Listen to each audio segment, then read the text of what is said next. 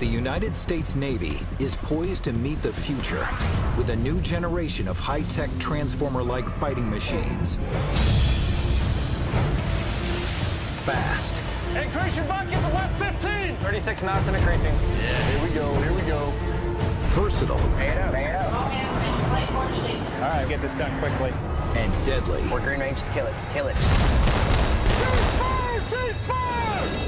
These are the pioneering warships, USS Freedom and USS Independence.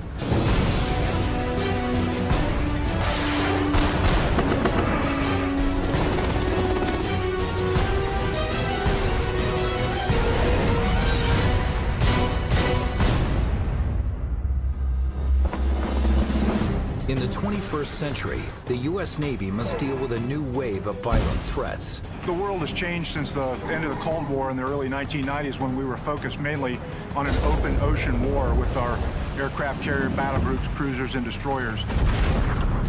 The spread of modern weaponry has gone from state hands to out-of-state hands. Mines, anti-ship cruise missiles, fast swarming attack craft, and operate in very shallow water, where our legacy ships can't get in at them. In response, the Navy commissioned a new class of warship. The LCS, or Littoral Combat Ship. Their cutting-edge design uses aluminum to lighten the weight of the ship, allowing them to operate in the shallow waters, known as the littorals. They're very fast ships. They use water jets, which makes them highly maneuverable. They can go faster than any of the threat surface craft they might encounter. They can add new combat systems without having to do a wholesale change out of the computing architecture. That's a first in the United States Navy. Freedom and Independence, the first two ships of the class, are prototypes that the Navy is still refining.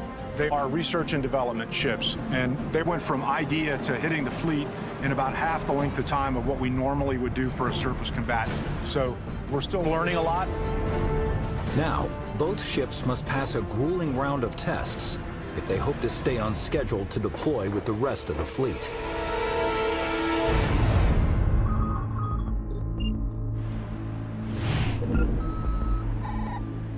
In Southern California, crews install one of 3 interchangeable combat systems on Freedom. The Surface Warfare Mission Package. The ship's captain is 17-year Navy veteran Commander Patrick Bean.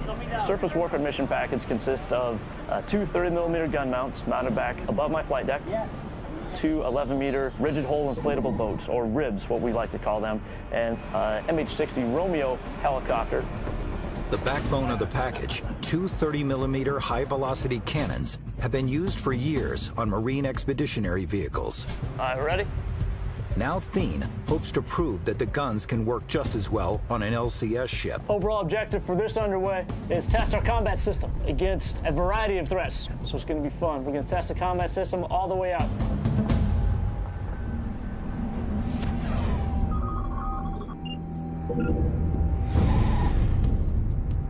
The other LCS-class ship, USS Independence, prepares to set out from Florida.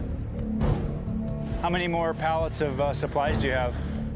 Its captain, Commander Jerry Olin, who enlisted at 18, has worked his way up the chain of command.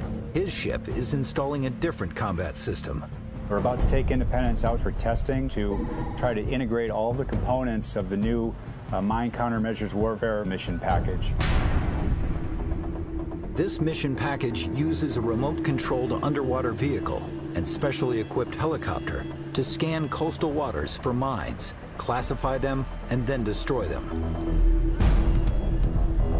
Much of this equipment is still unproven, so civilian experts will ride along on both ships. I've got representatives on board from a multitude of program offices that own different components, several naval engineering centers. 501 and with Dahlgren Division, the certification. We are guests on this ship. No one likes, is it guests and fish or go bad after 3 days.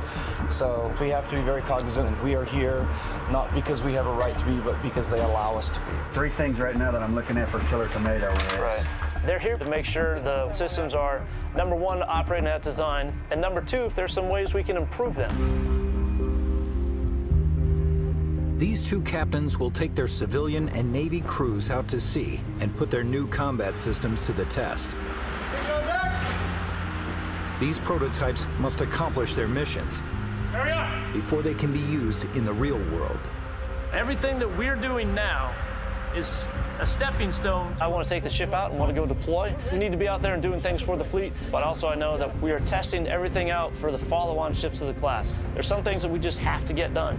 So if we get things right here, and I'll say when we get things right here, right, we're setting not just us up for success, we are setting the next set of crews up for success, because we're setting the future of the Navy right now, right here, okay?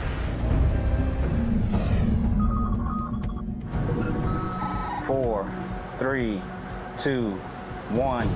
Mark time, 1-0. You ready to start GTM, sir? Yes, start number 1 and number 2 GTM. On USS Independence, Commander Olin fires up his engines. Shift from manual control to program control. And prepares to get the 127-meter-long ship out to sea. Okay, leave around. All right, Matt. Hey, Line 6 on deck. Line 6 on deck, underway. Underway. Shift colors.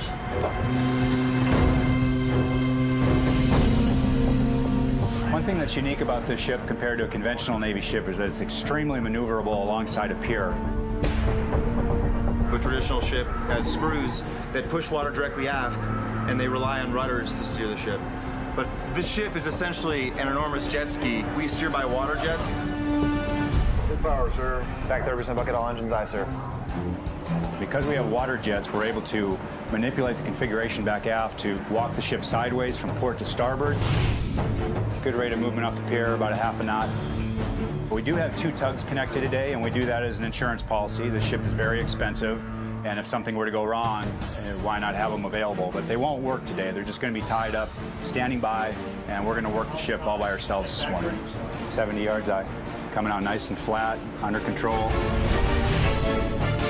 Independence is a very light ship for its size. I mean, we only draw about 14 feet of water, but we're a very large ship above the water. A trimaran hull gives Independence improved stability during high-speed maneuvers. It also provides a large amount of interior space for its mission packages. Her flight deck is 4 times the size of a destroyer's. Cam off deck, I'm in heading mode. All right. Once Independence is clear of the docks, Captain Olin throttles up and heads for the test area. We can drive 40+ knots. We'll steer by actually angling a water jet. 400 yards to turn, next course, 243. We can turn on a dime. Very quickly, 80 to 90 degrees per minute, and additionally, we lose very little speed in that turn. 700 yards to turn, next course is 250. Recommend 284. USS Independence is one of the fastest Navy ships on the water, but its sister ship is even faster.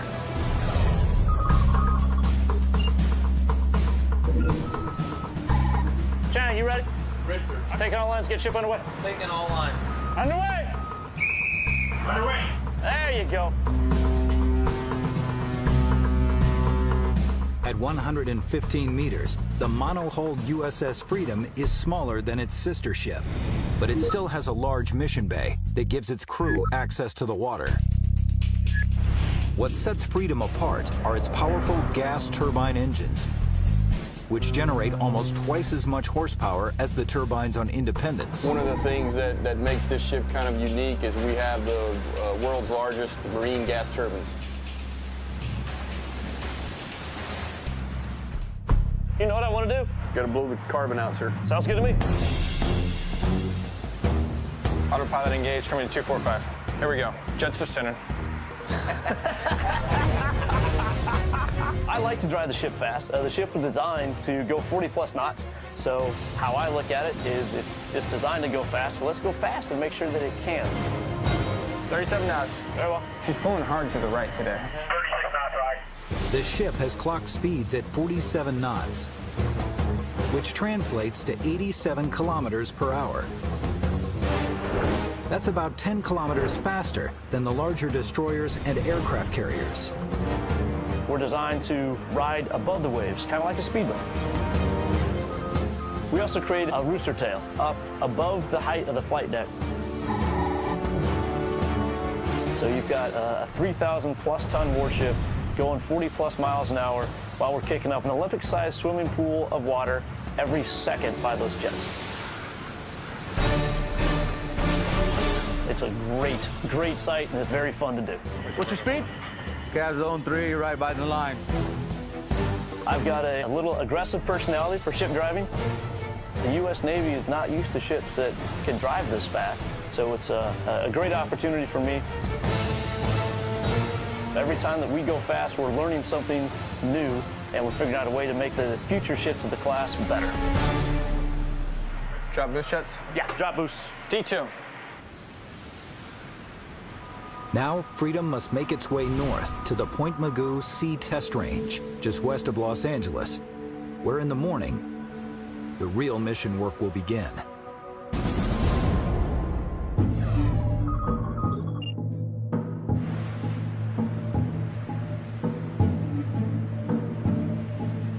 After traveling through the night, Freedom arrives at the test range. All right, I'm going down to combat. Commander Patrick Thien starts his day below deck in the Mission Control Center as the first test of the 30mm cannons begins. Captain, TAO, weapons cluster 1 set, Mount 301. Cluster 1 set, Mount 301, Captain I. This is our first day of live fire testing. It's pretty much the first time they've ever fired the 30mm mounts off the ship. We're collecting a lot of data to make sure that they do everything that the Navy said they were supposed to do. So if we complete this testing, then the Navy will say this system is safe and effective. You can use it on all LCS class ships. Identify yourself and state your intention. I am engaged in transit passage. One grave threat is that a rogue state might close a vital waterway. With a swarm of small, fast, missile-firing boats, the LCS class can use their speed and maneuverability to effectively counter these enemies. TO Captain Comex, LFO-1, run 1, kill cruciform target with guns. During this deployment, the Navy will simulate a high-speed attack against Freedom to test her new guns.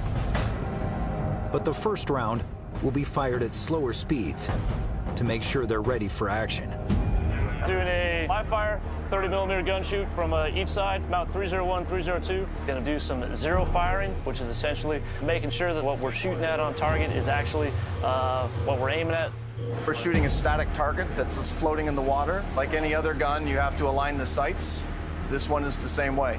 While the bridge crew will have a visual on the exercise. You guys drive from up there, just keep it on that spot. The precision shooting takes place 2 decks below. All the guns are designed to be controlled and fired from a MCC or Mission Control Center. We can still fire the guns locally at the gun mount itself, but then we've lost all the radar sensors and everything else that we use to give us a better picture. It's just not as accurate and not as efficient. Use our guns, weapon buster 1 set. 301 is ready. Take firing bearing 009 or 1,000 yards. Clear to fire, weapons free. I'm getting excited. Shortly before 0700 hours, the crew's ready to take their first shot.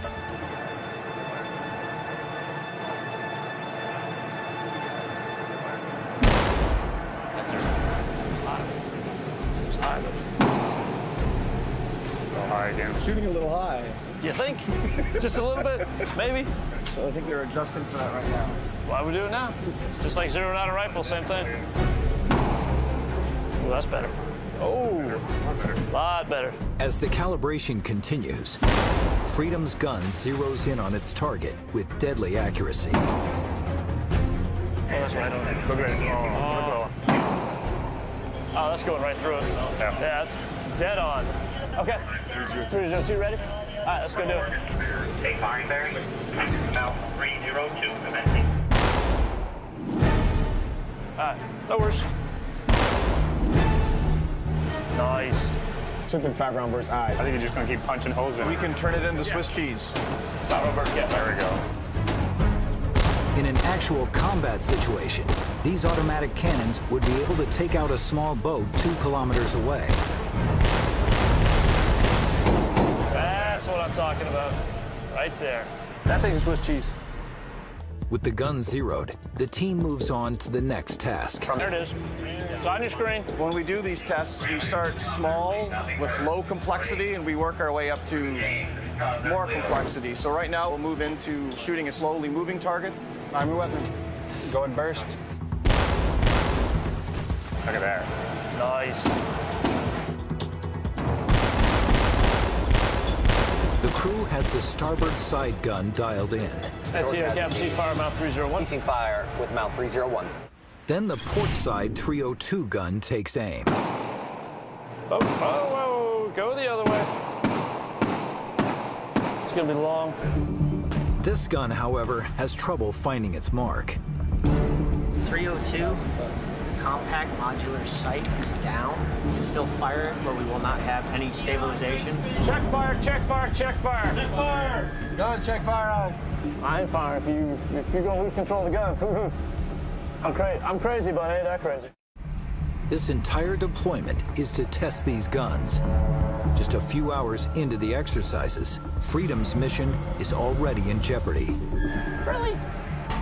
Closer inspection of the gun mount reveals the sighting mechanism is broken. This will sideline the gun until a replacement part is sent to the ship. These things, they happen. The combat systems on the ship are incredibly complex. This is, again, a brand new ship. This mount has never been installed on a ship like this before. Frustrating, but not frustrating to the point that it's a game ender that we can't continue on. What's your plan here? Should move us a couple miles so we can chuck a killer tomato and go shoot it. All right, I'm shooting. The team presses on. Great deal. Change the plan. Position for the next event, which is the killer tomato shoot. This time, they'll be firing the ship's native 57mm gun. This gun can accurately hit fast-moving targets up to 8.5 kilometers away, so it's Freedom's first line of defense during any attack.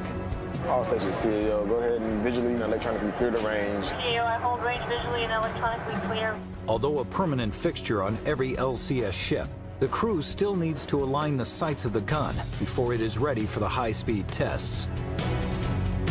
Green range for fire at mount 5-1. Once a ship is coming with course 270, we'll kill the train. With a 4-meter barrel length, the cannon shoots larger rounds, so it demands a bigger target. And then our engagement will be against a killer tomato, which is essentially a big balloon, a 10-foot cube floating on the water, big orange thing we can see and shoot at downrange.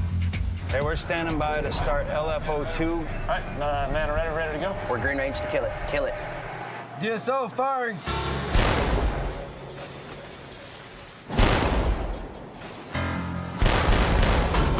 Oh, busy shooting. Man's gotta shoot. Oh, know that.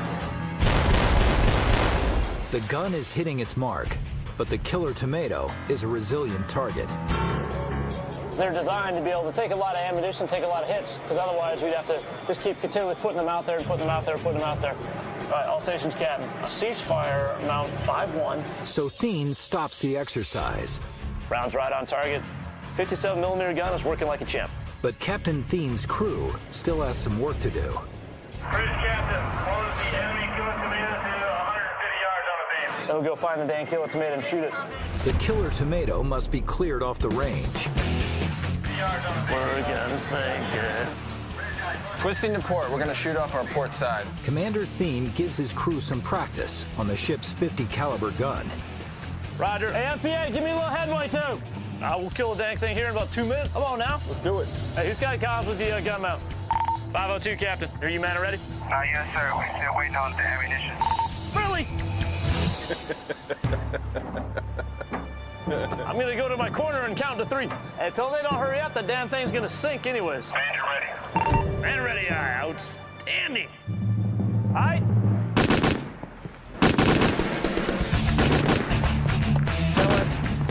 Come on now. Killer tomatoes can be a challenge to sink. There you go, right up. You get one hole in it. That hole gets covered with water, it fills with water, and now you got a big air pocket. So then you got to shoot that air pocket. There you go. Get on target and kill it. Come on now. The target takes several direct hits, but still fails to deflate. Really? Really? It's going down. I know it's going down, Slow. but it ain't going down fast enough. With crew pride on the line, We're changing gear over to the XO so you can shoot. XO Dale Heineken takes over the gun. There we go. Right on target. XO the killer. XO, let me see your war face. That's some positive feedback. You just say it. I like to eat tomatoes. I don't mind slicing up a few. Oh, so if I get the chance to kill one, I'll kill it as well. No target. Davy Jones. Anytime you get to shoot the guns, it's a lot of fun.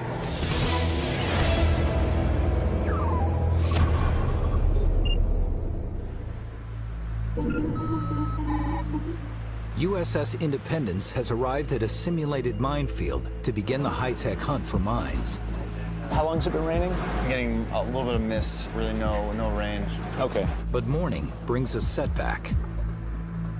Good morning, Independence. This is the captain. The schedule has changed significantly. We're experiencing close to 30 knots of true wind. We have predictions of gusts up to 50 knots. There's a small craft advisory, which means we can't proceed. While Independence is more than capable of handling rough seas, the small civilian support craft monitoring the testing are beached. This early in the testing process, we want to have the conditions somewhat favorable because we're just learning how to operate these systems, and it's very dangerous, launching this very heavy equipment into the seas when the seas are very rough. Wind's still coming out of the south? Yes, sir. It's from the south at 20 knots. All right, so we're going to be rolling around pretty good. To make matters worse, the ship's trimaran hull may be fast, but its shallow draft can make for a rough ride. Yeah, we're going to be rolling all over the place for the next hour. When we get to the 10-mile mark from shore, we want to turn around and put the seas to our stern, then try to get a good northwest-southeast run. And that'll give us a little bit better ride while we wait this thing out. But the closer we stay to the coast, the less fetch there is on the seas, and the easier our ride will be. So we'll just kind of go back and forth in that range. All right, sir. Okay. Because the ship rocks and rolls a lot when we're underway and under any kind of conditions of bad weather, everything has to be chained down so it can't move, especially big things like this. If this were for some reason to be loose while the ship was pitching back and forth 25 degrees, you wouldn't be able to stop it. It would hit the side and keep going. So that applies to pretty much everything in here. The rough ride is a nuisance, but Captain Olin is worried the delay could mean bigger problems down the line. We have a limited amount of time to get everything done. We have a lot of tests that we have to run. So every day that's lost due to weather, is a part of the mission that we're not going to get done. I'm not going to give up that easy. We'll just kind of stay put and see what happens. For now, Independence's mission to locate sea mines and neutralize them is at the mercy of the seas. But on an optimally manned ship like the LCS, there's always work to be done. Coming through this way. One task, sweepers, takes place every day. And even the commander pulls duty. Well, the ship is really quite large for the number of people on it. It's a lot of work, and the only way you can get it done is if everybody pitches in. Oh, got to get the broom on there. Captain's command philosophy is to have the cleanest ship in the Navy, and everybody cleans. Command Master Chief, XO, CO. You got the combat systems officers right there. He's the bright work extraordinaire. Here's the XO. He's going around doing the same thing pretty much I am. The captain, seeing him do sweepers with us, it sets the morale real high. I mean, if the captain's working and you're not working, well, that's pretty clean. It kind of makes you think. It's maybe I should actually grab a broom and actually work, so. I started my career cleaning. I'm probably going to end my career cleaning, it looks like. Are we about ready to wrap up here? Good job, everyone. This is the power of the broom. The crew of Independence polishes off this duty. Good, checking course. And by mid-afternoon, there's a break in the weather. It's like true wind is shifting. Commander Hargreaves thinks we should give it one last shot. Okay. So, all right, let's do it. So we want to call away flight quarters? Yes, sir. Okay, another twist. We're on. The sea has calmed enough to launch the small support craft near shore. And the captain goes forward with the helicopter mission. Our mission today is to conduct a search of a suspected minefield in shallow water using a laser pod that's connected to an aircraft. Sea mines have destroyed hundreds of naval vessels since their first use over 200 years ago. and the threat is increasing. Iraqis laid more than 1,300 sea mines in the northern Arabian Gulf during Desert Storm, seriously damaging 2 Navy vessels. And there are new concerns that terrorists will use mines to sabotage key commercial shipping lanes and waterways, such as the Suez Canal. Clearing these mines has always been a life-and-death mission. Mine warfare has been conducted from wooden ships that have to enter the minefield and transit at about 3 knots or so while they search for mines and then have to stop and destroy the mines. They're in the minefield with very valuable cargo on there called a United States Navy sailor. The littoral combat ship allows us to be outside of the minefield to locate and neutralize mines with no danger to the sailors.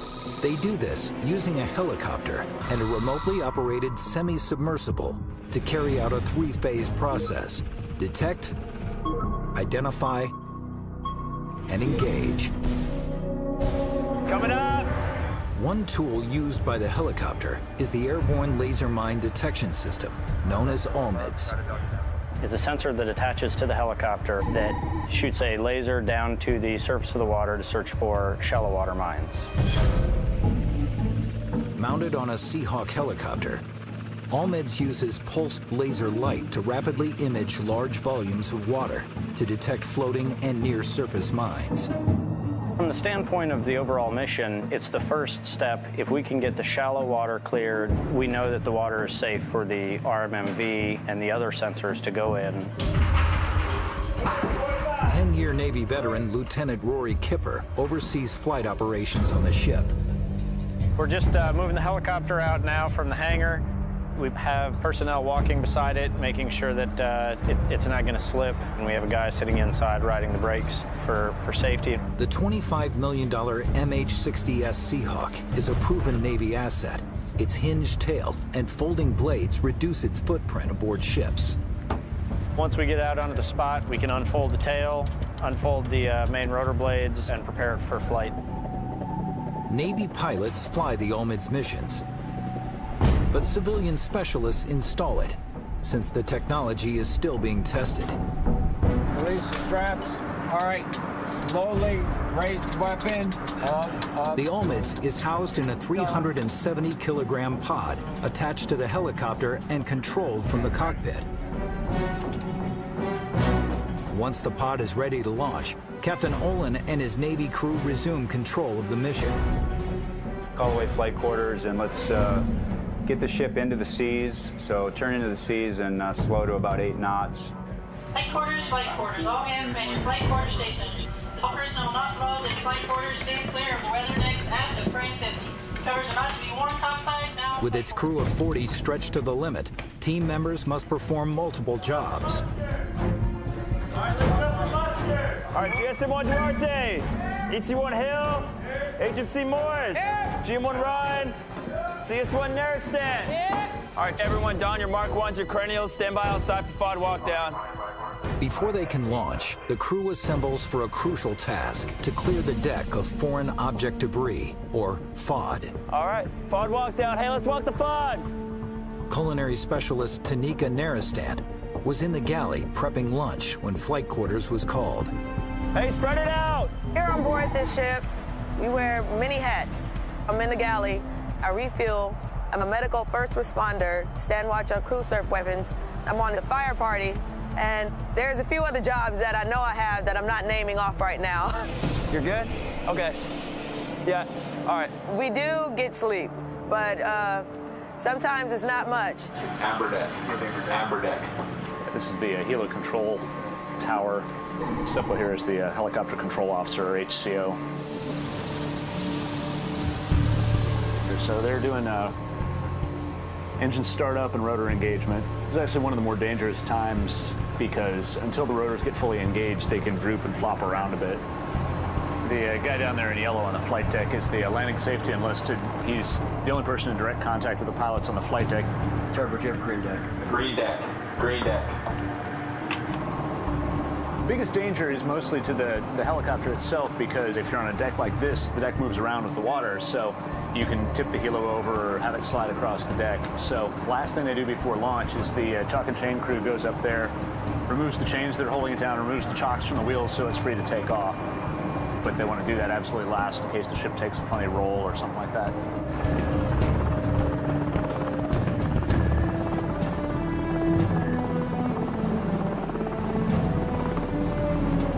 The helicopter heads out to scan the minefield. Now the aircraft runs track legs in a shallow water field back and forth and tries to detect mines in that area. The main mission here is to create what we call a swept channel. We're able to isolate all the mines that are in the field and neutralize them. That would be the measure of success for us. While the Navy has tested each component of the mine countermeasures mission package separately, this is the first time they will use them all together. Mine warfare is hard, and we're always in a constant battle to be able to counter those threats. Red deck. Red deck. So everyone here is rooting for the success of the mission package because we think it's a great capability. They realize this helicopter run must go off without a hitch for Independence to have any chance of completing its mission. And visually on the range. After a 2-hour search mission, the helicopter returns to Independence. The aircraft went out to the suspected minefield, conducted its search, brought the data back to the ship. We downloaded the data from the pod, and they're now conducting data analysis on the ship. Lead tactician Tracy Nye works with the Navy crew to analyze the intel they've gathered. This room is the command and control for mine warfare. The screens are all classified. The data that comes back, it's processed, and we very carefully look for these contacts that we want to prosecute in the follow-on missions. You know where I live. We're still waiting on the actual truth data to come back, but we expect that we did detect the mines out there that we were intended to search for, and we achieved all of our mission objectives. Our next step would be to reconfigure the helo from non-tow to tow configuration. We're going to do that today? That's a big job. I think we're going to start it today. Yeah. With the Olmeds run completed, they turn their attention to the next phase, searching for mines further below the surface. By helicopter, the flight crew will lower a sonar device into the water and tow it. After Olmeds missions are successfully completed and the surface of the water space is safe for our towed sensors to be put in, we configure the aircraft from a base H-60 helicopter to one that is capable to tow a Q-20 sonar system, which we have here sitting on the deck. We tow it behind the helicopter using a reeling winch. But the helicopter will only do a fraction of this search. The bulk of the work will be done by the cornerstone of the mission package, a semi-submersible called the RMMV. This is a diesel-powered RMV remote mine hunting system. That includes this black vehicle here and this sonar down here. That's an AQS-20. Still an early prototype, it's launched from the back of the ship and uses the same sonar device as the helicopter, but can last 18 hours before refueling. A big advantage over doing it from the air. What RMV brings to the table is endurance, really is the workhorse. When the sun goes down, ship lighting is switched to red to keep the ship's profile to a minimum. As civilians check the readiness of the vehicle, Lieutenant Commander Lance Ruth makes sure his men are ready for the challenges ahead. Port. Stand at ease. Anybody have any concerns, anything that's come up over the last couple of days? It's better that we discover the problems now than discover them tomorrow. LPOs, you got anything to put out, Chiefs? Because this is all developmental testing, it is kind of a science project. It's about proof of concept. It's about taking the idea and making it a reality. The idea is to actually put the vehicle out and leave it out overnight and then recover in the morning. There will be some long days involved, so Get your rest when you can get it. The mission will actually go for about 18, 20 hours. So this is something that will in a way, mature us to know what to expect and how to handle it. Because once we're operational and we got a whole minefield that we got to clear, it's going to be a lot worse. Years of development and millions of dollars are on the line when testing resumes in the morning. We're all geared toward success. Nobody out here wants to fail.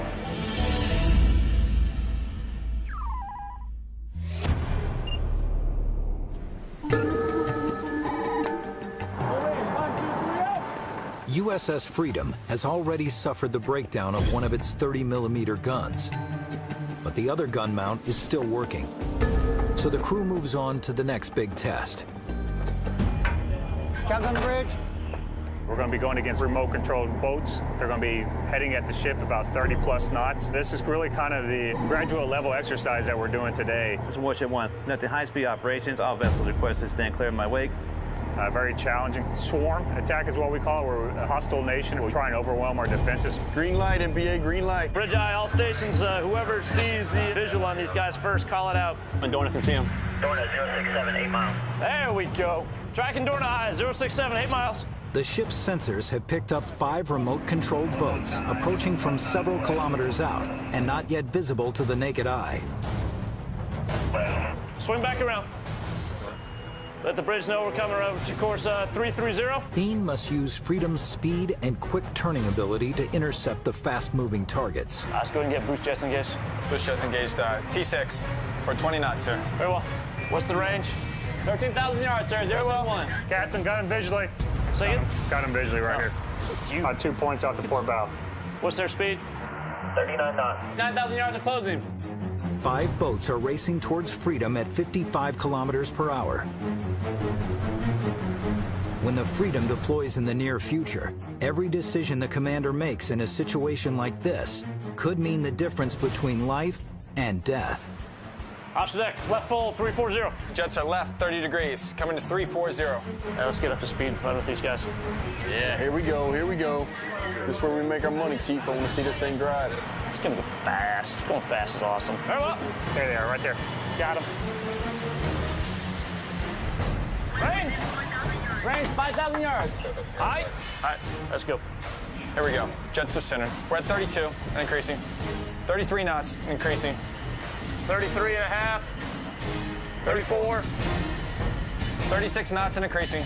All right. When you're looking at the ships doing 39 knots and you got vessels inbound to you, they're doing 39, 40 knots, all of a sudden you're talking about a pretty quick closure rate. 6,000 yards every 3 minutes. Yeah. So a lot of things are changing quickly. We're at 37 knots. Let them know we're starting to cut across them. As Freedom closes in on the attacking forces, Thien executes another tactical maneuver. I'm going to cut across in front of them and get them in 301's firing arcs. He prepares to cut across the path of the approaching boats before opening fire. We cross the T, which is a classic naval maneuver for gunfire. 38 knots, sir. One of my biggest weapons is my wake. I throw about a 20-foot wall of water when I'm going fast. Increase your bucket to left 15. Left 15 on. So with the small boats, when I cut across them and create a wake, I need to gauge, okay, how fast are they going to move through the wake so I know a good open fire range. Should be coming into 301's cutouts here if they're not already there. BMC, say speed of the contacts. 20 knots, sir. 20? Yes, sir. Really? All right. Yep. The captain's tactics might be working too well. There's speed 21. That's it? Really? No way. Webs. Man, they was going like 40 knots and they slowed down like wicked. 2.7 is their closing distance. Really? Really? They're not going that fast? They're going like 40 freaking knots. Yeah, we outran them. I think your wake might have got them. They want to call it, knock it off, and reset. Very well. Bridge eye slowing down now at 22 knots. That was very anticlimactic. Thien's aggressive driving has created a massive wake that overwhelms the remote-controlled boats. They're no longer moving fast enough for the high-speed shootout. The captain and I turned a little bit too early on that one, and they were coming in like 30, almost 40, then they slowed down a whole heck of a lot. So, anyways, roger that. I'll make sure they can come in a little closer before I shoot them. Drop boost shots? Yeah, drop boost. It'll take a while to reset, so drop boost. All stations, red range, red range. We kept them farther away from us than they wanted to be. So I controlled the battle space with my speed. I mean, hell, I can't set it up. I can't set it up much better than that. So it was a good run for the ship. We controlled the fight, which is what you want to do all the time. The test designers are not pleased. They need to prove Freedom can take out attackers with her new guns, not her wake. Project Officer Mike Molyneux needs the captain's help to make it happen. It completely made our test event very difficult. Yeah. So you know your tactics next time? You're ready to reset? Yeah. And we got an idea of how they're going to drive now, too. Yep. So, which gives us a bit of an advantage. Very wimpily. But they have a remote control boat. That's really all they want to do. I know. They really want us to kill them. I know. And I really want to kill them. In my own special way. Okay. Every captain is unique and unto their own. It's his ship. He does what he wants with his ship. So we have to flex to that. The new gun has yet to fire a shot at the fast-moving targets. Captain Thien will have one more try to prove it can get the job done. Cutting across them, we weren't going that fast when we cut across them. So it wasn't that bad, but it wasn't that bad. We know we can run with them. We can run with them. With precious time slipping away, Freedom quickly repositions and starts again.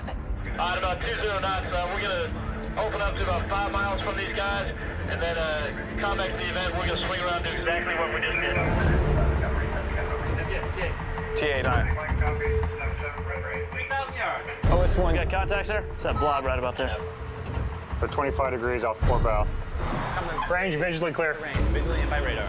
Closing at a fast rate of speed I. MPA, turn around 47, 4,500, and that'll be perfect. This time, the captain turns the ship while the boats are further away in an effort to reduce interference from his wake. Perfect! Recommend coming left and running hard. Coming left. Set weapons posture 1, mount 301. Set weapon posture 1, mount 301. Set weapon posture 101. Aye. Stand by for open fire. Stand by. Stand by to open fire.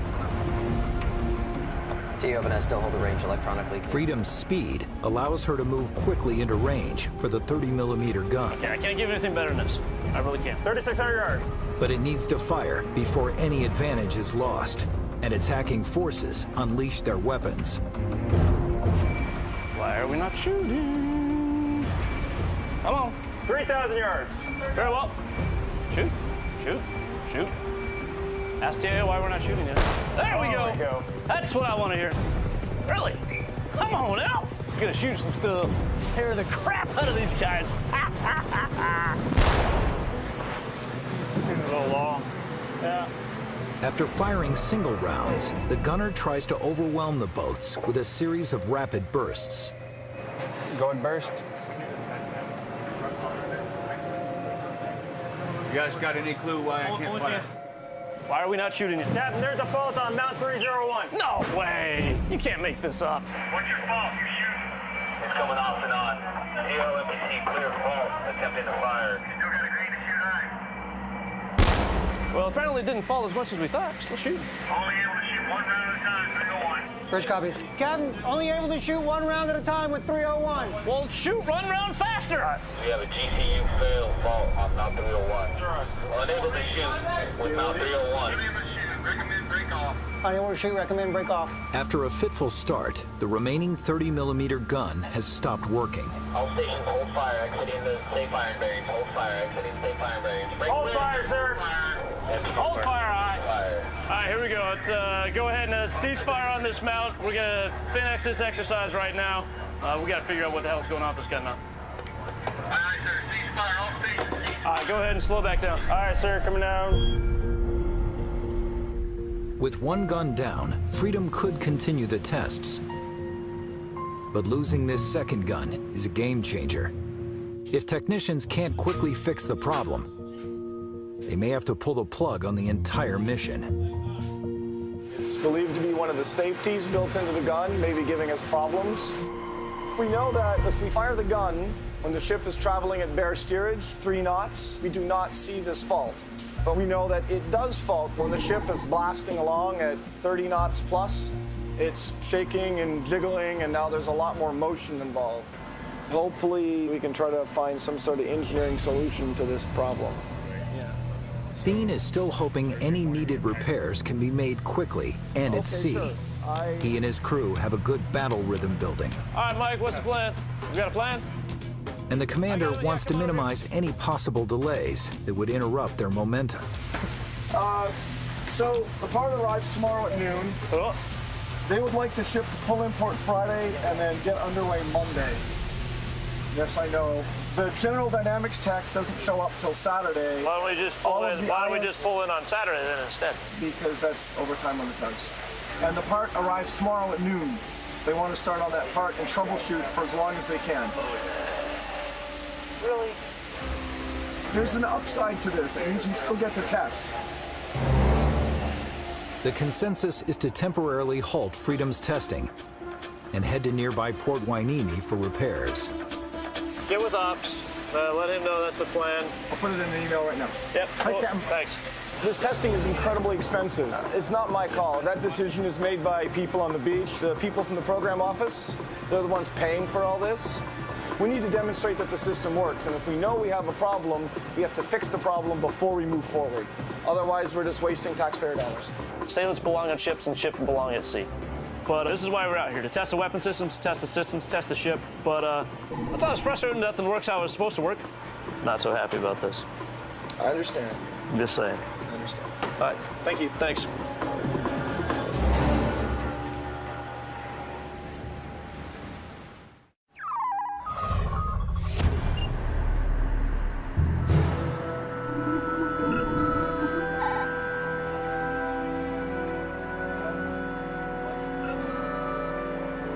After searching for shallow water mines by air, USS Independence's search now switches to deeper waters. I don't know, I think the seas look favorable. They're a little choppy. Yeah, those support, they're flattening out by going into them. The crew prepares to launch the helicopter and the semi-submersible known as the RMMB simultaneously. Once the ship is deployed to a hot zone, it can use both methods to scour minefields. I hope we get moving here. I kind of want to get this thing in the water. It's a tense day for all on board. It's the first time the Navy crew will launch the $12 million mine hunting vehicle on their own. Today, the sailors are taking complete control of the system.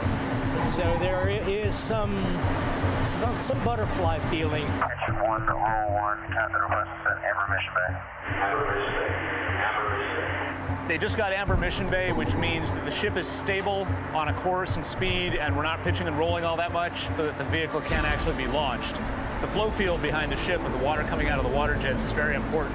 Once this thing hits the water, if you've got only one of your engines online, or if they're not in exact parallel, then the flow of the water is going to push it off to the side one way or the other, which it's just being held by 3 lines. It could get knocked off center. It could do all kinds of bad things. Green Mission Bay. Green Mission Bay. Failing on tag line 4, disconnect 4.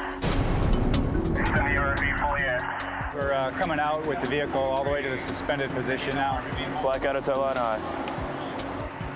Raise the last line. During the launch, some systems aboard the RMMB are controlled through a detachable spine. Drop operator is controlling the vehicle from a visual line of sight. The spine is quickly released when the semi-submersible hits the water to prevent damage to the vehicle and the ship. Next piece is to put it in the water. All right. Lower. Lower it high. And a little quicker, folks. We're going.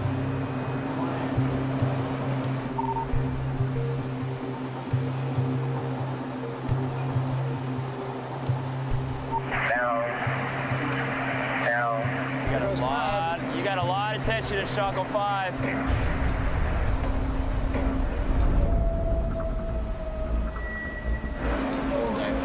Pay it out. Fast eye. What happened? They're having a hard time releasing the captain's line.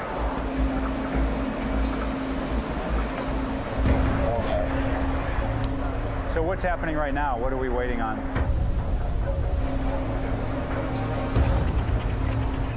I just want to be sure we're moving along here because time is important. Come up. Come up.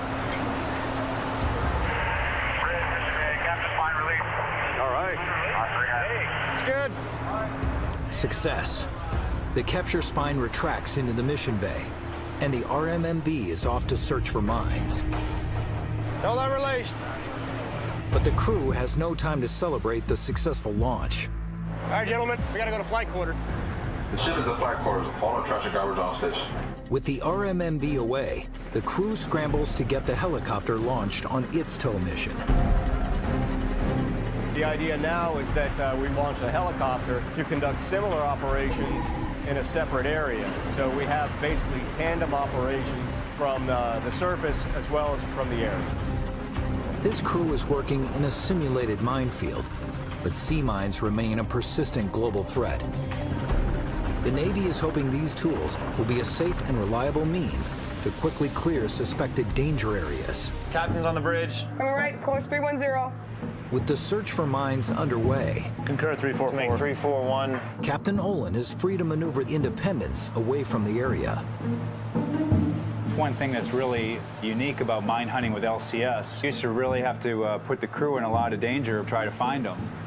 With LCS, we don't do that. We keep the ship safe, and we send unmanned vehicles in to do it for us. The semi-submersible is now controlled from the shipboard control room. The sonar device, which is attached to the vehicle, is deployed and then towed at variable depths in order to hunt and identify mine threats. Not only do we drive the vehicle and control the off-board vehicles from the room, we also process all of the data coming in from the sensors. While the RMMV searches the minefield, the helicopter simultaneously launches its own sonar. Equipped with a 580-meter tow line, the aviation crew can sweep a different area. It goes down into whatever depth of volume you're searching, and it just runs racetracks back and forth, looking for mine-like objects. While the helicopter will make several short runs, the RMMV will keep running well into the night. But 6 hours into its mission, it's in trouble. So what do you got? Sir, the operator noticed that there was a drop in hydraulic pressure. Then they looked at the fluid level, and it was about 1 liter below. The sonar's been retrieved. It's bellied up to the vehicle. The team has identified a problem that could render the semi-submersible dead in the water. We had a report with the remote mine hunting vehicle that it had a low hydraulic level on one of its systems. If the RMMV loses too much hydraulic pressure, its mechanical systems will fail, and it will be impossible to maneuver the vehicle back onto the ship. To recover now is basically just giving us an opportunity to get it on board, as opposed to saying it's the end of the mission. Let's man the launch handling and recovery detail. Launch handling and recovery detail. Man the launch handling and recovery detail. We don't want to take any chances, so just to be safe, we're going to go ahead and recover the vehicle. With civilian and Navy personnel on edge, Independence carefully aligns itself with the approaching RMMV. As the vehicle nears, the captain gets an urgent call from the ship's chief engineer about a new problem, this time on board the ship. What am I looking at here? Looking at hydraulic oil leaking through the hose. We have an internal failure on the hose right now. The chief engineer discovered that he was developing a hydraulic leak on a high-pressure hose on our port diesel steering unit. As this thing hammers, you risk rupture. A ruptured hose is a chief engineer's worst nightmare. There'd be oil all over that engine room. And next thing you know, you have a big fire. The potential for fire is no small threat.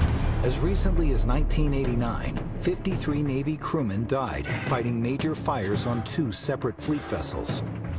So this potentially could be a catastrophic event for us. Fix it. I'm going to need about 3 hours though, sir. I've got to get this vehicle back on board, so should I continue with the recovery and then fix this? Maybe I need to get the vehicle on board, stop everything so you can fix this. To repair the hose, Busig must turn off the port engine, but that would make recovery of the RMMV impossible. I have to keep both diesel engines running when I launch and recover the mine hunting vehicle, because you have to have a really smooth fluid flow behind the ship so you don't disrupt the vehicle as it drives really close in behind the ship. Can I hold out for an hour? You can hold out for an hour, but okay. I can't guarantee it, sir. It's on the hammers, and it's already got a leak in it. Olin must now balance the safety of his ship and crew against his desire to keep the mission moving forward. We need to do an expedited recovery. I need to get that thing on board very quickly. Put a normal, fully qualified operator on the ROP. I need to get this thing moving. We're gonna go. All right, do we have a visual on this thing back here? Olin gambles that he can bring the RMMV on board before the hose bursts, risking a serious engine fire. If that hose ruptures, I'm going to lose 150 gallons of hydraulic oil in the space. A lot of oil is pretty dangerous, but I can't conduct the mission without that engine running. So we're going to run the port engine, but we're going to keep the water jet center line. That way there's no hydraulic hammer on that hose. And we're going to steer with the starboard engine only, long enough to get the RMMV back on the ship. Hope we can get it on board here quickly. In the engine room, Chief Engineer Busick wraps the damaged hose to try to contain the spread of oil should it rupture under the continued pressure of the engines. Well, that's good. If it ruptures, at least it'll deflect it to keep it from going everywhere. Evaluator package, we are lowering the capture spine now. It's steady right now, but we're still in extremis. In the mission bay, readings indicate the RMMV's hydraulic pressure is reaching critically low levels. If its onboard engine fails, could drift helplessly away from the ship. Captain, right now it's at 0.65. If it reaches 0.5, then the vehicle automatically shuts itself down. Okay. All right, well, we need to get this done quickly. All right, Captain. All right. We just got to get the mast into the trap. A Navy crewman manning the tow lines and a crane precisely guides the capture spine into position to latch onto the mast. Go get him, cowboy. Go get him. An extremely tricky maneuver when traveling in varying sea conditions. We're close here. Yeah. The front line came out. It's like threading a needle. The oil level just dropped. We're getting really close now. We don't have enough hydraulics to get that mast down. We can't bring it in. It's still redlining right now. Now. Come on, down, down, down. I think they got it. Got it. The capture spine is now connected to the RMMV, and the crew takes control of its recovery. Hey, RMMV's out the water. It's close. Bridge captain, shut down the port diesel and the port water jet. They begin the careful process of moving it back into the mission bay. As soon as I had that vehicle lifted and out of the water, we declutched and secured that engine on the port side before we ruptured the hose. And that could have ruptured at any second. We're going to commence repairs on the hydraulic hose, and the mine men will start inspecting the remote mine hunting vehicle. We got lucky here. The day was not a total loss for USS Independence. The helicopter mission went off without a hitch, but the RMMV only made it a third of the way through its test. Until they can get their workhorse back in the water, the mine hunting mission is at a standstill. We have to pull into port in a couple of days to refuel. My goal is to try to get it in the water so we can complete the mission before we make our next port visit, because otherwise we have to make that time up later, and quite frankly, we're running out of time. We have to be done with this particular phase because there's another phase of testing that we have to do for the next underway period, and then there's one more period after that. Really, the schedule has to stay the way it is in the big picture. Overnight, they determined that a broken actuator, a small motor that powers one of the RMMV's stabilizing fins, is the source of the hydraulic leak. Here she comes. She's moving. Early in the day, a new actuator arrives at the ship via small boat transfer. Bridge, but cargo transfer complete. And the new part is quickly in the hands of technicians. But they still need another piece of equipment to complete the repair. What it is a hydraulic purge unit. It's a kit that they need to send down to the RMMV to clean out the hydraulic system and run it. But it's about 1,000 pounds, so it's too big to put in a boat to send out to us. So they're sending a helicopter out. But Captain Olin's headaches are far from over. the HPU that we need to fix the RMMV. Is that going to be en route here soon? They said the weather's pretty bad out there. They're not sure when they're going to be able to take off. I've got the piece of equipment. I've got an aircraft standing by to deliver it, but there's fog in Panama City, and now I can't get the aircraft airborne. Well, no, I don't want to scrub anything. We don't scrub or cancel. I don't want to sacrifice anything. As long as it's safe, we need to push on. All right, thanks. At this point, there's nothing Captain Olin can do but wait.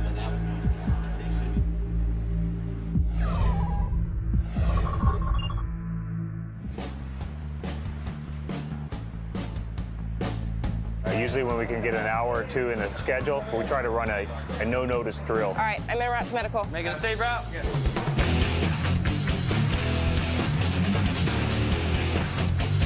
I thought we were going to set up the Y gate and have 2 hoses like we had last time. I got to go get it.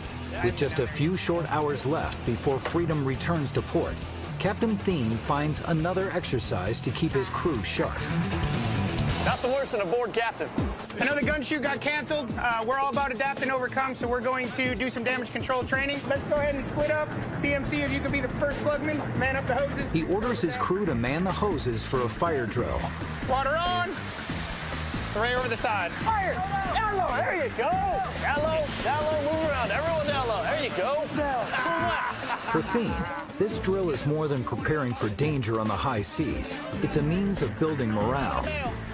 Don't spray my light.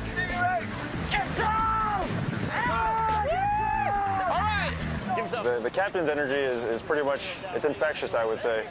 Definitely, that energy kind of feeds us and kind of keeps us going. Every crew reflects the personality of the commanding officer. His energy resonates in all of us, and it's a fun place to be. Fight the fire! Go straight and go down angle. Go straight. Keep fighting as you're doing it. Keep fighting. Keep fighting. I love training. It's freaking awesome.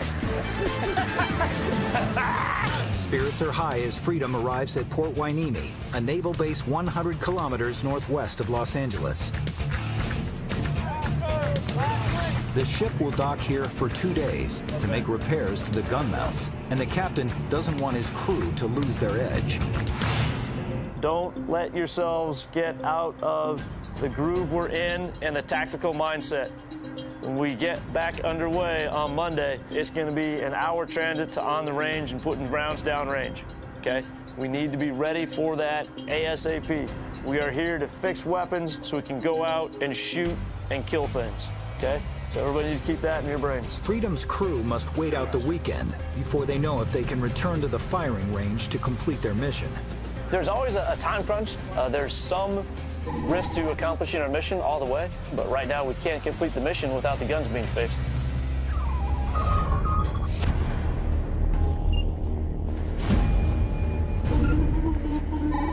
Oh, there she is.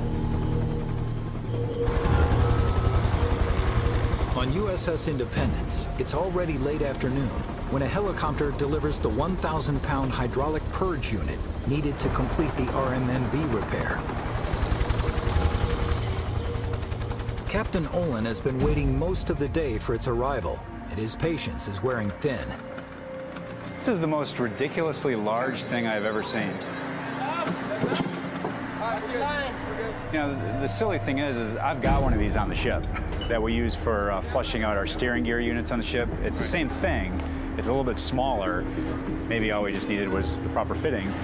You know, you could have done this whole repair yourself. You do it on the ship every day. They're changing the connector out right now. Civilian specialists, led by Mission Package Test Officer Milt Sauls, still have a lot of work to do to get the RMMV up and running.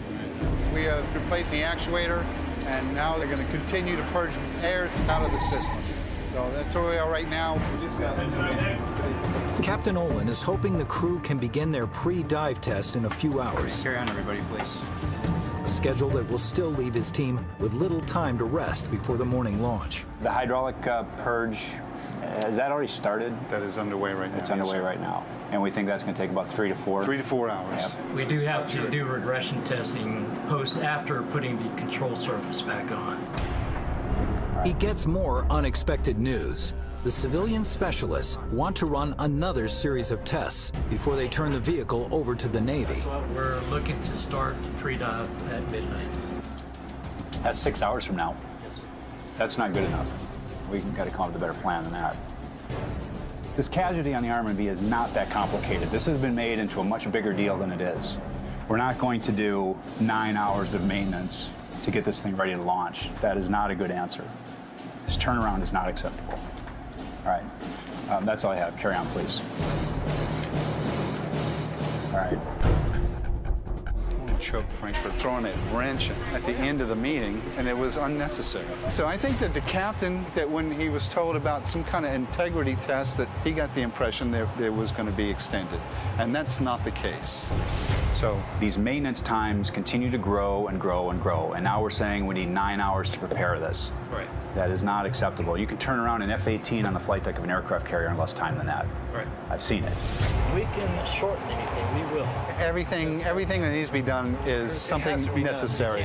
You can't shortchange. And we're not shortening anything, and we're not extending anything. If we allowed this thing to be milked out for the next 2 weeks, that would happen. So, enough. It's unacceptable. And the captain has got to be convinced here. I understand. I'm prepared to be flexible, but he is pretty pissed. Okay, so we need to have a list of a timeline and get it done. It seems like every time we make a little bit of progress, somebody throws another requirement in. And it's very frustrating for me because I'm very mission and success oriented. And if we can execute the mission and we can do it safely and effectively, I want to move forward. Now the only thing I'm hoping for is an accelerated procedure. We're working on it. I know. The workers have gotten the message from Captain Olin, and they double their efforts to complete the repair. Captain showed that he has the will to get this testing done.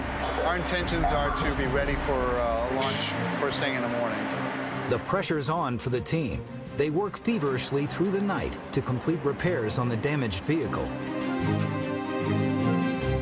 It sounds like pre-dives on the RMB are complete. Yes, sir. That's the word that you're getting? Okay. That's good news. They're all on dark. With all systems go, the RMMV can now continue its search for mines. All right, console's up. Rockets are midship 9, launching RMB.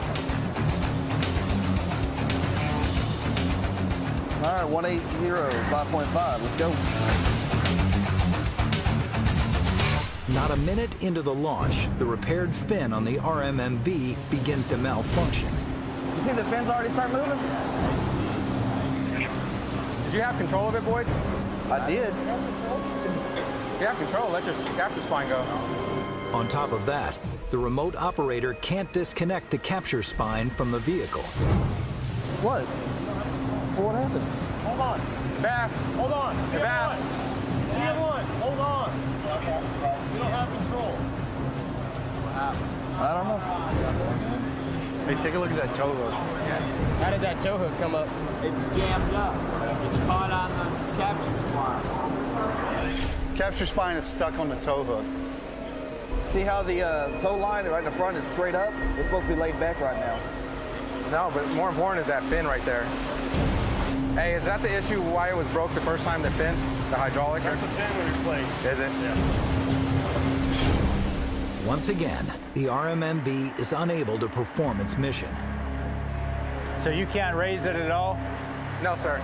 Not only is the stabilizing fin malfunctioning again, this time there's a problem with the tow hook used to retrieve the vehicle. It should not be in an up position. So To me, it failed. So there could be a leak up there? Okay, so we're done for the day. Although it's an early prototype, the RMMV is the centerpiece of this mission package. Its repeated breakdown is a serious setback for the entire LCS program. Every time a system doesn't get off the deck, that impacts our whole timeline. And that's where we suffer the most. It eats into your manpower, it eats into your time. It just can be mentally overwhelming. But despite the bad hand he's been dealt, Olin's not ready to fold.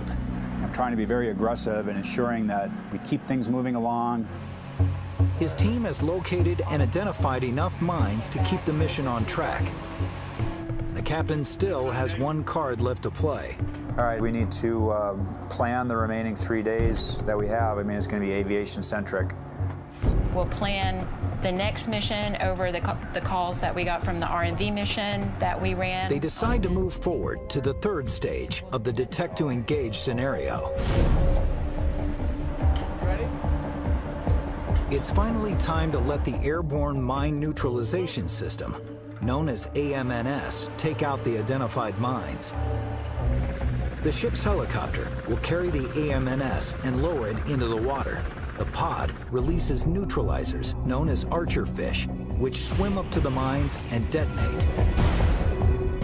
This is a way to be able to separate ourselves from that minefield and maintain a safe distance and keep our sailors safe. Back off. If the mine does explode, we're in the air, we're not in the water. OS1 Macomb should be giving you a bearing to the ship.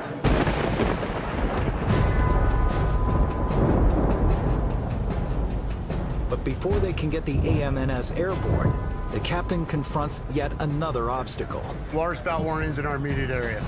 All right, thanks. Captain. We've been watching the weather very closely, and we've got a pretty big storm getting ready to come through the op area. A powerful storm is rolling in that will sit over the area for 2 days, bringing conditions that are unacceptable for testing. It looks like it's going to have seas upwards of 11 feet. We've been doing everything we possibly can to conduct operations. The weather's been very unfavorable. Seas are going to stay high, and we can operate in that sea state, but there's just no reason to. It's an unnecessary risk, and I certainly cannot conduct the operations I have scheduled for those days in 11-foot seas. Olin is already on a tight schedule, and the storm isn't expected to clear before the ship is due back in port to refuel. The captain makes a difficult decision. So, we're making preparations to pull into port tomorrow morning. That's all. Thank you. He's taking Independence into port early without completing the detect to engage mission.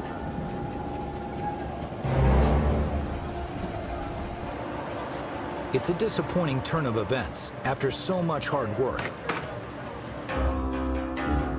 So Olin gathers his team one more time to see if they can somehow salvage the mission. Attention on deck. All right, everybody stand at ease, please. The mission team needs to figure out how do we capitalize on the remaining hours that we have, and that's what we've got. All right. We do have the option, sir. This is way outside of the box, but we can launch pier side.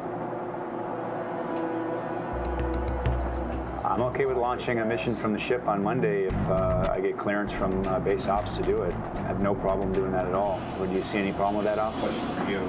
Lieutenant Kipper comes up with another option. Instead of at sea, he suggests conducting the final phase of the mission from port. You just got to work it with base ops. Are you happy? I'm happy, yes. Now I'm happy. All right. When you're in testing, you have to come up with lots of workarounds. Nothing goes as planned. The initial plan just gives you some practice on how to replan. That's about all it does for you. Will do, sir. All right, thank you. We say Semper Gumby, always flexible. We're trying really hard to continue with our mission, even though the ship is coming into port due to weather.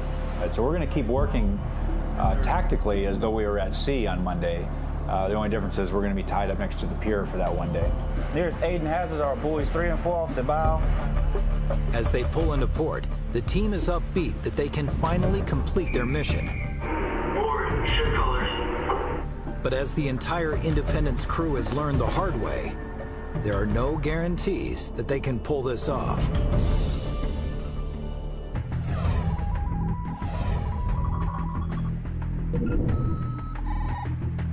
Test team, if you need to go check your equipment, sensors, whatever, get out there and do it now.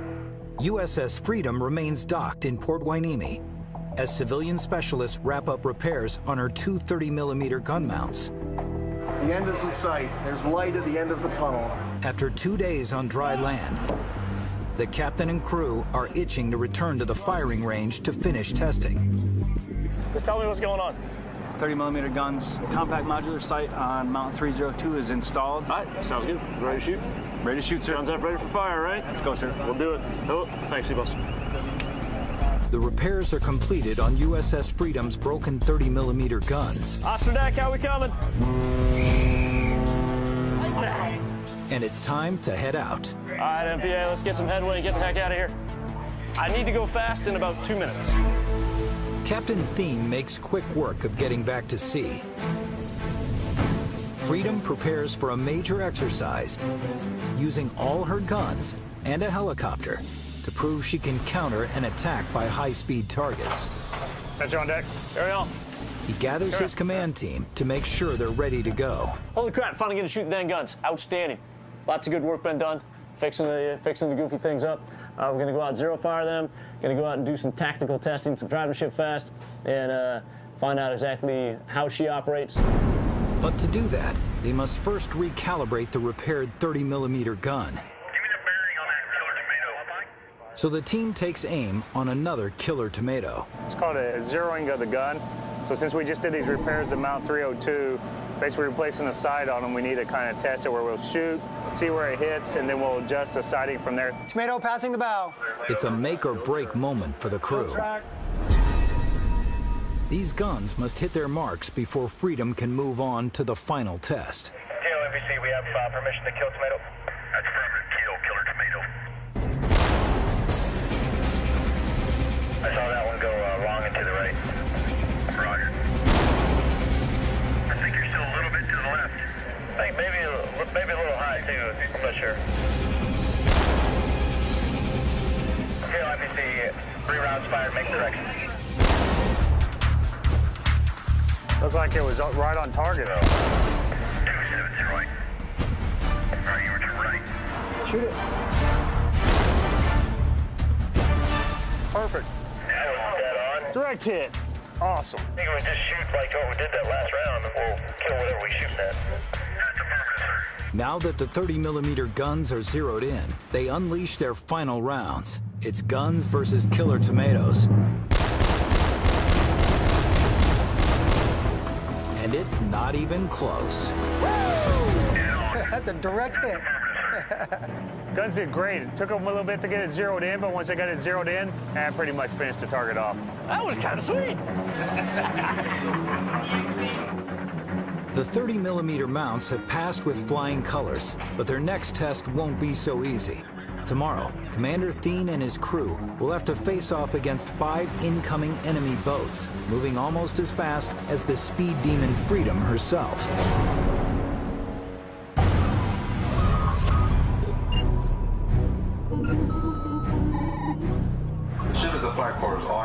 USS Independence has returned to port after a powerful storm interrupted her mine hunting mission.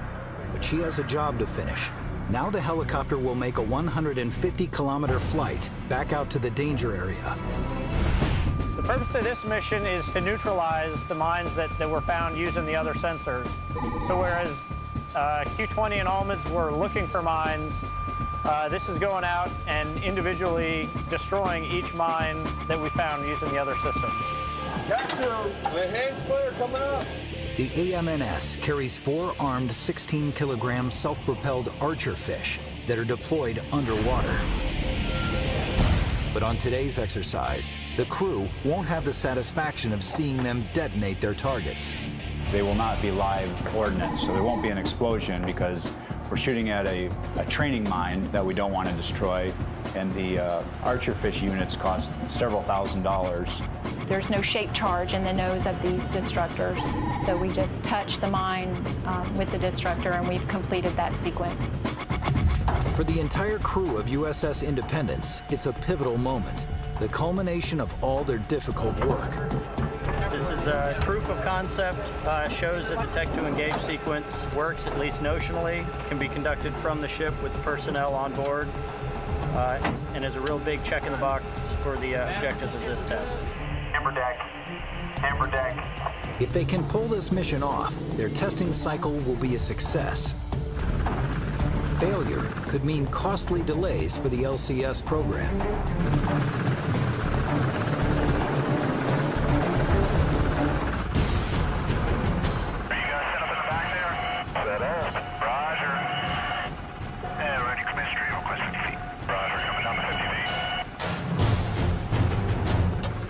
Seahawk arrives at the minefield.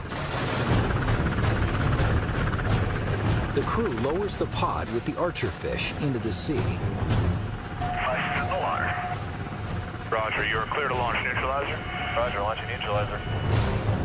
On board the chopper, the remote operator locks onto his targets and then releases the lethal Archer fish, which is equipped with both video camera and sonar. Got a video. And neutralizer's away. Copy. Flying good. Now, the Archer fish heads for its target. And I got the contact on sonar. SOR on. Roger. It closes in on a moored mine. Master. Roger. Master arm is armed. Trigger pulled. The Archer fish is just centimeters away from the mine. Good hit. And ready to cover. The Archer fish is dead on, accomplishing what everyone on the Independence was hoping for. I'm very proud of everybody in my crew. They come through, with flying colors, and couldn't be more pleased. We were able to complete the entire detect to engage sequence. This Captain, you have green deck. Green deck. Green deck. We knew it was going to be hard coming into this test, but we still met the objective. It's my birthday today. I am going to shore and having a beer. We'll hug it out. We did have a casualty that we had to recover from, but we proved that we were able to change the mission execution. And keep in mind that this is a test phase, and we don't expect everything to go perfectly, but we're very satisfied with the results that we saw. The civilian specialists will take what they've learned and incorporate improvements into the RMMB, moving it one step closer to success. We work for you, boss. Mine warfare is hard, and it's the miners that make it hard. They have technology on their side, and we're always in a constant battle to be able to counter those threats and keep our ships safe when they're underway. Thank you for the good flight, too, by the way. No problem. With their backs against the wall, the crew of the USS Independence stepped up and completed their test mission. But USS Freedom is still out at sea. Go chase some guys down, blow some stuff up? And her crew still has something to prove. In a few hours, Freedom will face off against 5 8-meter-long remote-controlled boats that will close in on the ship at 40 knots. LF-04 against the small boats. Hell yeah, let's go tear those things up. All right, we're ready. Questions, comments, difficulties? We got Captain. That's nice. Break. Let's go and kill them damn things. The stakes have never been higher. The crew has not fired their guns at speed. If they falter on this final test, it will be a major setback for all on board. Every time we get out, we have to show improvement. Otherwise, there's no point. If we're going backwards, no one likes to go backwards. Flight quarters. Designated personnel, man your flight quarter station. All hands not involved. Flight quarters stand clear after frame 56. This is the grand finale, graduation exercise from this testing. This is what we came out here to do. This is going to be challenging. We're going to get to employ some tactics, all within this one engagement until all the boats are destroyed. We're ready to go. The helicopter will provide location and speed of the inbound contacts and relay target information back to the ship. In today's mission, our role is to launch the helo, detect the small boat targets, track them for the ship, and then get out of the way so the ship can engage with their weapons. Captain NPC, set weapons posture 2, mount 301, 302. All right, I'm going on to combat. Captain's off the bridge on the way to combat. The captain heads to the mission control center as the conflict draws near. Freedom has a lot on her plate. Today's the big game day. We have the ship fixed. Ship goes fast now. We have guns that are working and some good range coordination. Make sure those targets are out there and we'll tear them up. Until they are within visual range of the ship, the helicopter continues to track the targets. All right, coming in on the contacts. All instruments are looking good. Coming out. It transmits the coordinates back to mission control. This is it. First set of boats coming in. Heads up, track 81164, port quarter. Small boats, composition 4, hostile, kill 81164 with a gun. Got the guy coming up the left side. 6,000 yards. 267, 6K. Got a lot of sea clutter over there. With the target info relayed, the helicopter clears the range. Now Freedom can begin the engagement. After days of missed opportunities, the moment of truth has finally come. Bridge copy. The captain returns to the bridge, where he can command the ship's movements. Cam's on the bridge.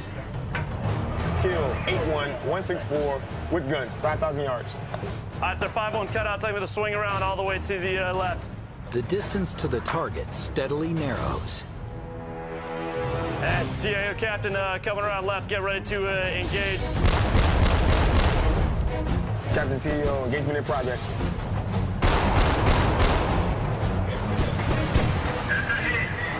Still moving. 2,200.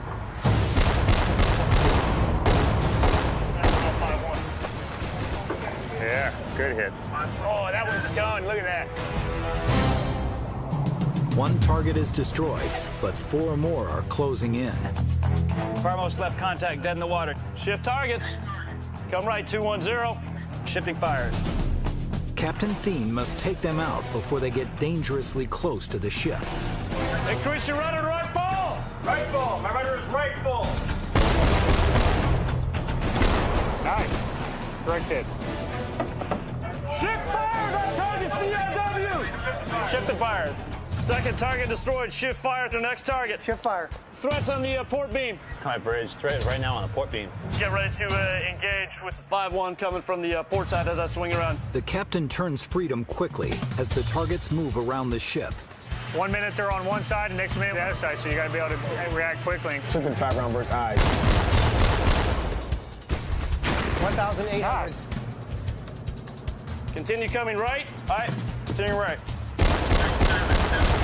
Got to hit that time. Get in the water. Nice shot. Direct hit. Shift fire to the next 2. Shift fire.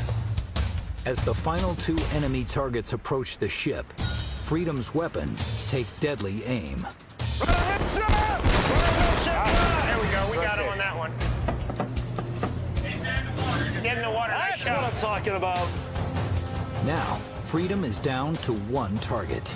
Right full rudder. Right full, rudder right. Rudder is right full. He's still moving. Keep firing. Keep firing. Oh, knocked the mannequin down. We got the humanity on the front. Oh, yeah. Rudder midship! Rudder midship's high. Cease fire! Cease fire! Cease fire. Good shot. Nice shot. Good shot. It's an impressive display of firepower. Each target is destroyed. JO, MPC, all contacts, dead in the water. One of the first times we've had the opportunity to combine everything, the ship's speed, and then also firing all the weapons. We've gone fast before, we've shot the guns before, but we haven't combined the 2 of them together. Just to wrap things up for what we have accomplished today, 5 inbound targets, 5 mission kills, 5 mobility kills, 5 for 5, 100% accuracy. We killed the enemy, and we killed the enemy with a vengeance. So good job on to everybody. The mission was a complete success. Destroyed all 5, left a few of them smoking, a few of them burning, but all of them were a mission kill. For first-of-class ships like Freedom and Independence, it's never an easy road. But during these missions, they were able to overcome serious obstacles and complete their tests, moving the entire LCS program 1 step closer to deployment with the rest of the fleet. 5 months after these exercises, Independence successfully launched and recovered the RMMV after incorporating changes to its design. More LCS ships are on order as Freedom and Independence continue to work out the kinks with their mission packages. We've learned a lot of lessons from the first 2 ships of the class. We've implemented those lessons learned into the follow-on ship designs. The programmer record is to eventually have 55 of these ships operating in the fleet. The LCS program is going to grow significantly in the next couple of years, and the types of missions that they're performing, possibilities are endless. The next sailors that will follow in our footsteps, they'll be able to have an easier time because they wouldn't have to go through all these trials that we're going through. I want to take the ship out and want to go deploy. If we're part of the fleet, we need to be out there and doing things for the fleet. If there's a crisis that requires freedom, we're ready to go anywhere and do anything. I'm very proud of what these ships and the sailors that man them have been able to achieve. I'm very proud of the defense contractors and government civilian employees that have taken us through all of these various stages of testing, and I look forward to great things from these ships as they enter the fleet in numbers.